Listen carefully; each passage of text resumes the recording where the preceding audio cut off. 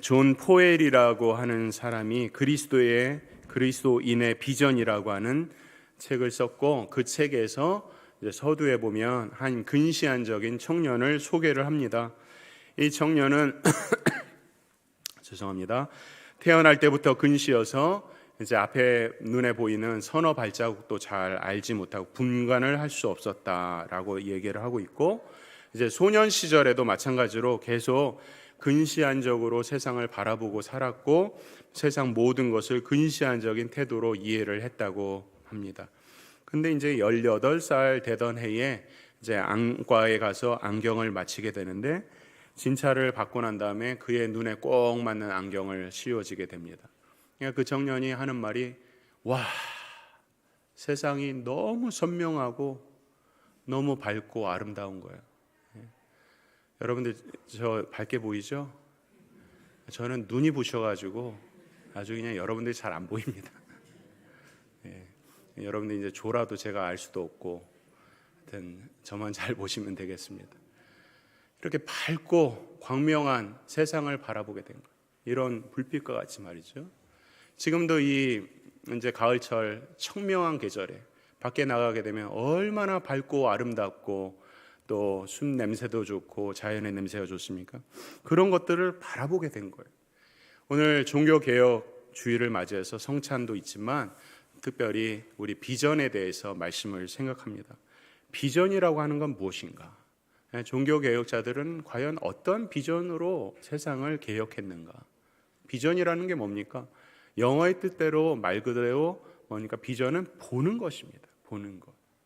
근데 미래의 것을 보는 거거든요. 우리 영적인 눈을 가지고서 눈에 보이는 것만 말고 영적인 눈을 가지고서 미래를 바라보는, 하나님의 마음으로 바라보는 거예요. 이 세상 역사라든지 우리 교회라든지 하나님이 하실 일들을 바라보는 것. 근데 이 비전은 미래적인 것뿐만 아니라 현재의 삶 가운데 나타나고 있는 여러 상황이 있단 말이에요. 위기의 상황, 여러 가지 어려운 상황이 있는데 그 상황 속에서 하나님의 뜻을 붙잡고 기회를 선용하는 것이 또한 비전입니다. 실제로 우리가 살아갈 때에 삶의 환경 가운데서 우리를 이끌어가고 또 우리의 사명에 최선을 다하게 하는 그 비전, 행동하는 비전이 바로 정확하게 우리가 말하는 비전인 것입니다. 오늘 말씀의 제목은 낮의 비전이라고 되어 있는데, 성경을 보면 낮과 밤에 대한 비교가 많이 나와 있어요. 낮의 특성들이라든지 밤의 특성들이 나와 있는데, 오늘 말씀도 보면 자다가 깰 때가 벌써 되었다 라고 하는 말씀이라든지, 밤이 깊고 낮이 가까웠으니 그러므로 우리가 어두움의 일을 벗고 빛의 갑옷을 입자, 이렇게 이야기하고 있죠. 그다음에 낮에와 같이 단정히 행하고 밤에와 같이 방탕과 술 취하지 말며 음란과 호색하지 말며 쟁투와 시기하지 말고, 그다음에 뭐라 합니까? 오직 주 예수 그리스도로 옷 입고 정욕을 위하여 육신의 일을 도모하지 말라 말씀하고 있어요. 모든 설명은 어두움에 속한 것을 다 벗어버리자라고 말씀하고 있어요. 실제로 우리가 하루를 살면서도 낮에 일어나는 일과 밤에 어두움에 일어나는 일들이 다르단 말이에요. 어두우면 뭔가 보이지 않고 음침하고 뭔가 간교하고 두려운 모든 것들이 일어나는 그러한 것들을 다 벗어버리고 낮의 삶을 살자. 그 뭡니까? 예수 그리스도와 더불어 옷 입고 예수 그리스도와 동행하자라고 하는 것이죠. 역사를 보면 이 낮의 비전을 가졌던 사람들은 세상에서 소망이었고 영적인 부흥을 일으켰던 사람입니다. 어느 시대를 막론하고 낮의 비전을 가졌던 사람들의 특징이 있었는데 세 가지. 첫째는 창조적입니다. 두 번째로는 진취적인 개척 정신을 가졌어요. 세 번째로는 미래지향적이었습니다. 다시 말하면 현실에 만족하지 않는 거예요. 현실의 어려운 삶에 굴복하지 않는 것. 그래서 창조적이고 개척적이고 미래지향적인, 그래서 지금 현실은 녹록지 않지만 내일의 미래는 내가 하나님의 뜻 가운데서 사명을 감당하리라 라고 하는 그러한 생각을 가졌던 사람이에요. 그 대표적인 것이 바로 학생 복음 운동이라고 하는 것입니다. 여러분들, 우리가 이 학생 복음 운동에 대해서 들어본 사람도 있고 안 들어본 분들도 계시겠지만 오늘은 특별히 이 낮의 비전을 통해서 학생 복음 운동이라는 것을 제가 간단하게 소개를 하고자 합니다.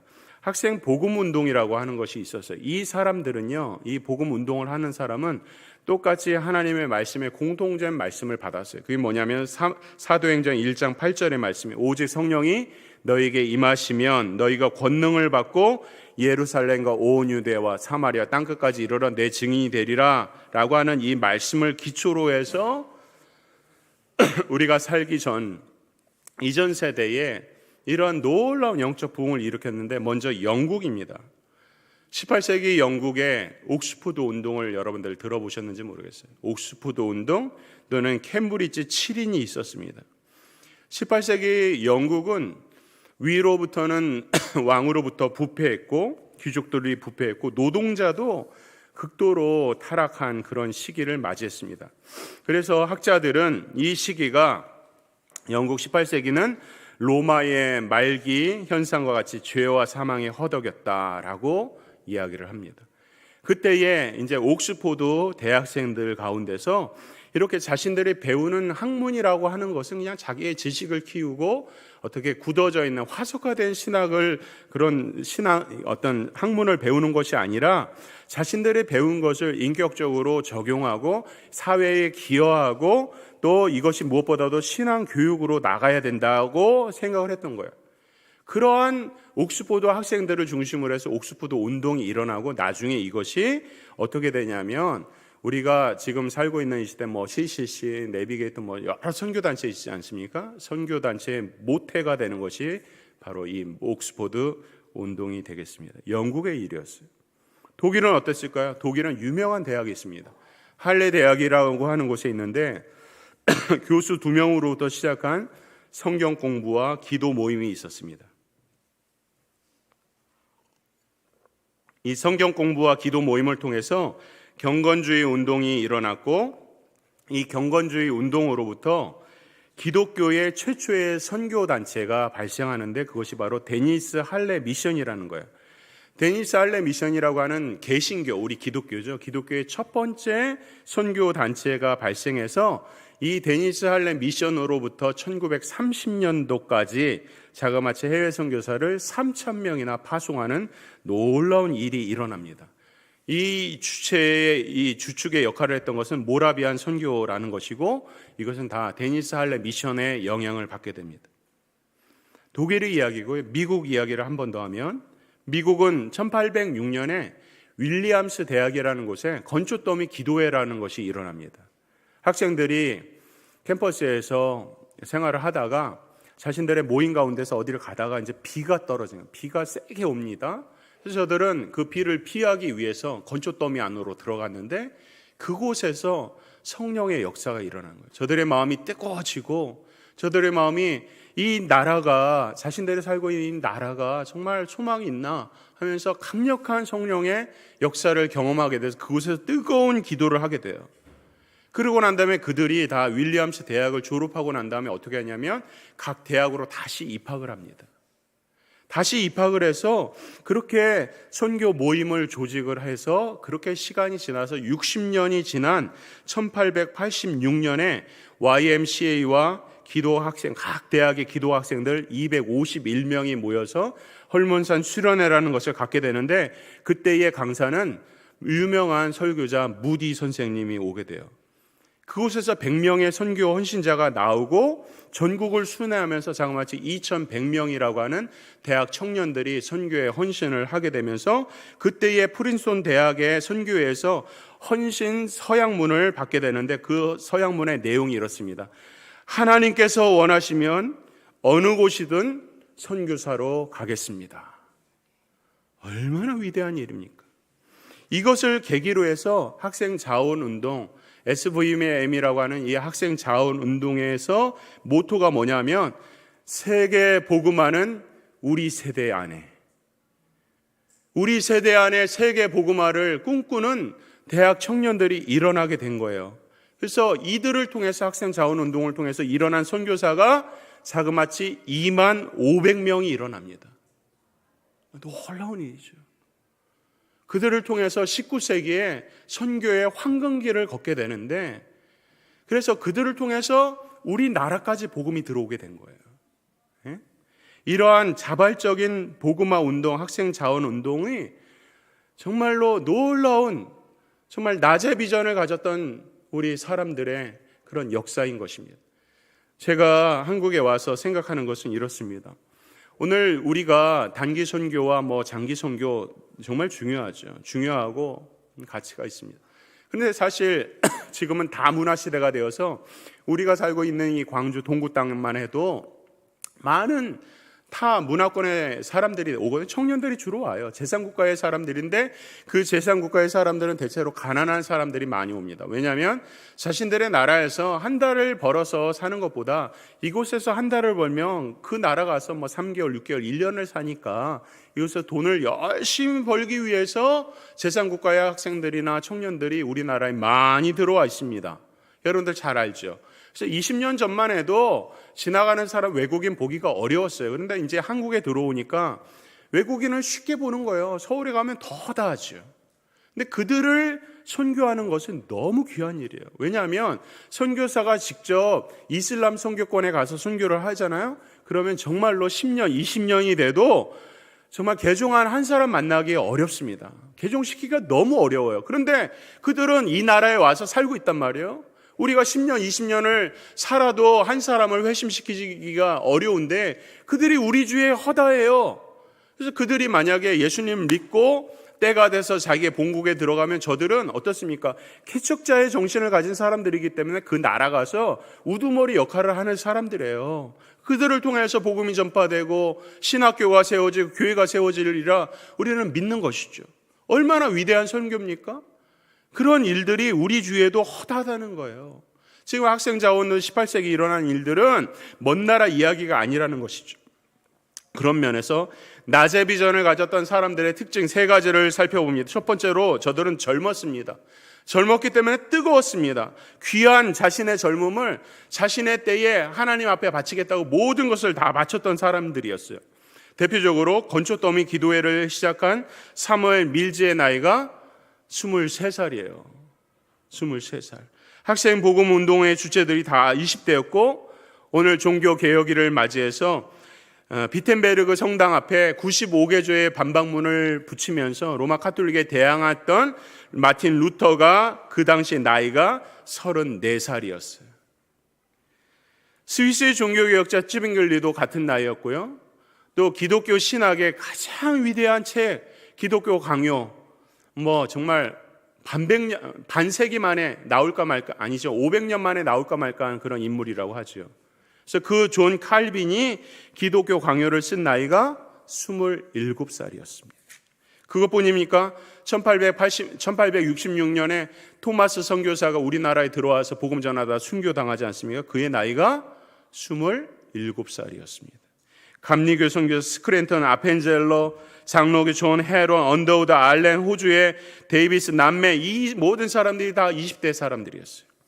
저는 여기서 젊음이라고 하는 것은 단순하게 육체적인 나이를 말하는 것이 아니에요. 내가 젊다고 하니까 나는 20대가 아니고 30대도 아니어서 나는 해당 사항 없다고 생각하시면 안 돼요.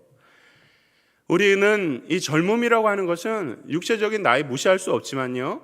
그러나 내가 젊은이로서의 그 표상을 가지고 있다면 젊은 사람은 어떻습니까? 도전하는 의식이 있고 열정이 있어요. 추진력이 있고 진취적입니다. 현실에 안주하지 않습니다. 변화를 두려워하지 않습니다.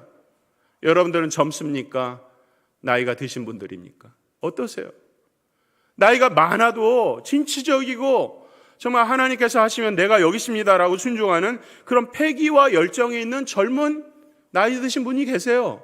근데 젊은 이들 가운데는요, 오히려 나이는 젊은데 내가 이 나이에 뭘 할 수 있을까? 할 일도 없고 그냥 살다가 가면 되는 거지 하고 진취적인 기상 열정이 없어요. 그런 청년들도 있어요. 청년이 아니에요. 청년의 필상은 뭡니까? 패기입니다. 패기. 넘어질 것을 두려워하지 않는 거예요. 남들이 뭐라고 할 것을 두려워하지 않는 그런 이상과 패기. 그것이 바로 젊은 지성인의 상징인 것입니다. 이런 젊은 지성인의 특징을 가진 사람들이 죄송합니다. 바로 낮의 비전을 가진 사람들이었어요. 두 번째로 낮의 비전을 가진 사람들의 특징은 위기 가운데 출현했고 이 위기를 기회로 사용했던 사람들이에요.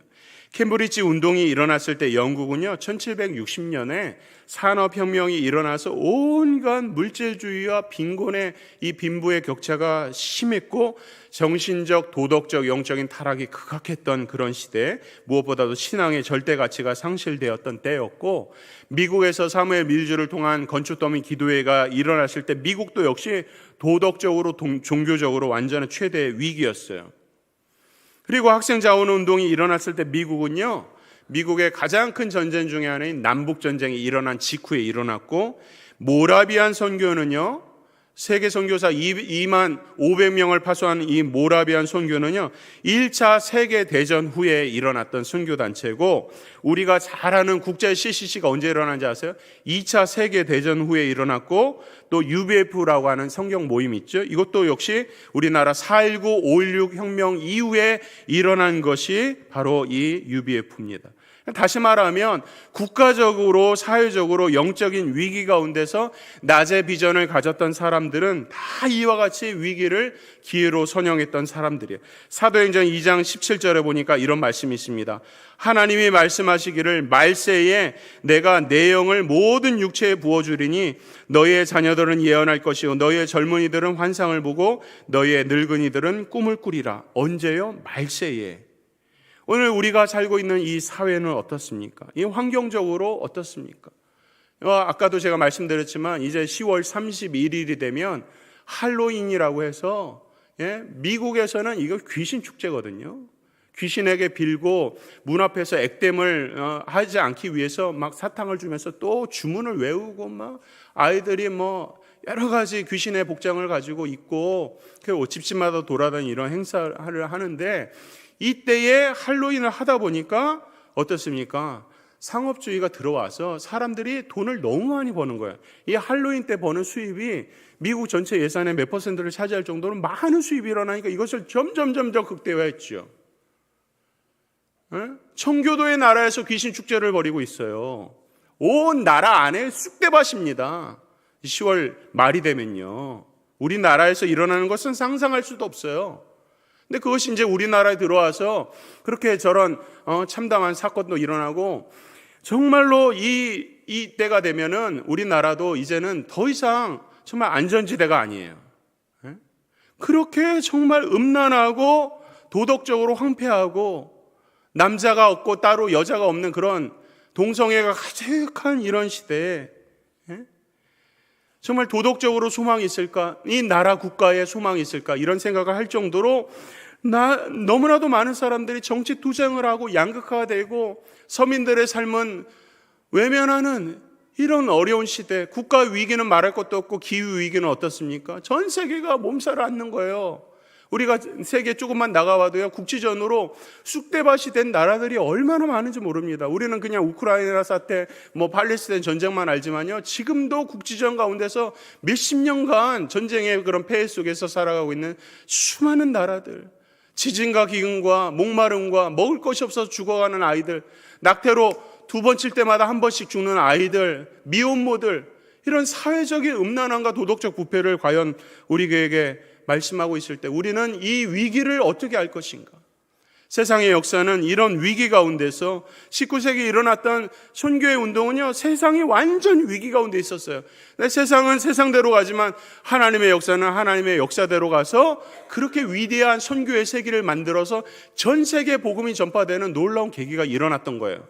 그런 면에서 오늘 이와 같이 극악하고 어려운 시대라고 하지만 하나님은 이 시대에 우리 믿는 사람들, 특별히 낮의 비전을 가진 사람들을 통해서 이 위기를 기회로 사용하길 원하시는 줄 믿으시기 바랍니다. 우리 교회의 진정한 소망이 어디 있습니까? 이런 낮의 비전에 있는 거예요. 이 세대 이제 앞으로 어떻게 나아가야 될지 하나님께서 우리 젊은 세대들을 특별히 일으켜 주셔서 정말 이 어려운 시대 가운데서 하나님의 복음의 일꾼들로 세워주기를 주의 이름으로 바랍니다. 세 번째로 낮의 비전을 가졌던 사람들은요, 성경을 사랑하고 회개 기도하는 영적인 각성된 사람들이었어요. 세상이 죄악 가운데 갈수록요, 어떻습니까? 하나님 말씀이 희귀하다고 그랬어요. 사무엘상 3장 1절에 보니까 아이 사무엘이 엘리 앞에서 여호와를 섬길 때에 여호와의 말씀이 희귀하여 이상이 흔히 보이지 않았더라 라고 말씀하고 있어요. 죄가 많을수록 하나님의 말씀이 등한히 되고 귀히 여기지 않게 되는 거예요. 그러나 생각해 보십시오. 지금 우리가 유튜브를 틀어도 수많은 설교자의 설교를 들을 수 있고 여러분들이 원하는 대로 입맞춤에 맞는 대로 수많은 사람들의 설교를 들을 수가 있어요. 그런데 어떻습니까? 물이 많은데, 바닷물이 많은데 먹을 물이 없는 것처럼 수많은 설교를 들어도 그것이 나의 것이 되지 못하고 말씀이 희귀하고 목마르다는 거예요. 갈증이 있다는 거예요. 무엇보다도 그러한 희귀함과 더불어서 이런 말씀이 있죠. 일만 스승은 있으나 아비는 없다. 수많은 사람들이 자신을 드러내고 강조하고 자랑하고 하나님 말씀을 선포하고 드러냅니다. 똑똑해요. 정보화 시대에 누구나 다 똑똑해요. 우리 앉아있는 우리 성도들 정말 똑똑해요. 하나님의 말씀을 잘 알고 또 우리가 궁금한 거 있으면 인터넷 찾아보면 다 나와요. AI가 이제는 자세한 정보를 다 줘요. 똑똑해요. 근데 그것이 중요한 게 아니에요. 많이 알고 똑똑하고 잘난 게 중요한 게 아니라 영적 아비가 필요한 시대예요. 하나님의 말씀을 자기 몸과 같이 여겨서 성도를 위해서 이웃을 위해서 함께 울어주고 웃어줄 수 있는 영적 아비, 영적 동역자. 자기가 조금 손해를 봐도 안타까움을 당해도 원망을 당해도 하나님의 마음으로 품을 수 있는 영적 아비. 정말 그런 사람 찾기 어렵단 말이에요. 여러분들 주위에 영적 아비가 있습니까? 여러분들 살아오면서 여러분들을 인도한 영적 아비가 있습니까? 행복한 사람이에요. 근데 우리는 수많은 가르침과 수많은 정보가 얼마나 많이 있습니까? 성경 공부 교재가 차고 넘칩니다. 설교의 메시지가 차고 넘칩니다. 근데 그것이 나의 것이 되지 못하고 그것을 자기 몸같이 사랑하는 영적 아비가 없는 거예요. 그런 시대를 살고 있어요. 그러니까 뭐라 그래요? 말씀이 희귀하다 하는 거예요. 진정한 비극이죠. 이런 비극 속에서 오늘 우리에게 이 낮의 비전은 우리에게 부흥의 어떤 소망과 씨앗을 우리에게 주시는 하나님의 말씀. 낮의 비전을 가졌던 사람들은요, 그들이 가는 곳마다 어두움이 사라지고 세상에 빛의 열매로 가득 찼어요. 사랑하는 성도들, 이런 부흥의 열매를 따먹고 싶지 않습니까? 세상을 나가보면 따뜻한 이 여름볕 아니면 봄빛, 가을볕에 보면 광명하고 화창한 날씨를 보면서 우리의 영혼도, 우리의 교회도 이렇게 광명하고 신선하고 청명하고 아름다우면 좋겠다. 젊은 지성인들이 모여서 정말 하나님의 말씀을 나누고 그리스도의 사랑을 나누는 그런 교회가 되면 좋겠다. 이런 부흥의 소망이 여러분들 있으시지요? 이렇게 학생 부흥을 운동을 일으켰던 수많은 사람들 일일이 우리가 찾아보지 못하지만 그들을 보면 다 이들은 하나님의 말씀 중심이었고 그 말씀을 가지고 기도하다가 회개의 열매를 걷고 그 마음을 자기 혼자 주체할 수가 없어서 많은 사람들에게 나눌 수밖에 없었던 그런 사람들이었다는 거예요. 우리나라에 일어났던 원산 대부흥, 평양 대부흥도 역시 회개와 말씀의 운동이었고 루터의 종교개혁도 마찬가지였고 모든 것이 다 말씀과 기도의 운동이었어요. 그들은 다 낮의 비전을 가졌고 젊은 패기를 가졌고 하나님께서 어떠한 위기와 어려운 상황 가운데서도 그것을 뚫고 나갈 하나님의 역사를 바라고 바랬던 사람들이죠. 그래서 이사야서 60장 1절에는 이런 말씀이 있죠. 일어나라 빛을 발하라 이는 내 빛이 이르렀고 여호와의 영광이 내 위에 임하였음이니라. 이러한 낮의 비전이 우리의 소망이 되길 바랍니다. 특별히 오늘 읽었던 로마서 13장의 말씀은요, 우리 신학교에서 신학자들 중에서 가장 유명한 사람, 존 칼빈 이전에 있었던 사람 누굽니까? 바로 어거스틴입니다.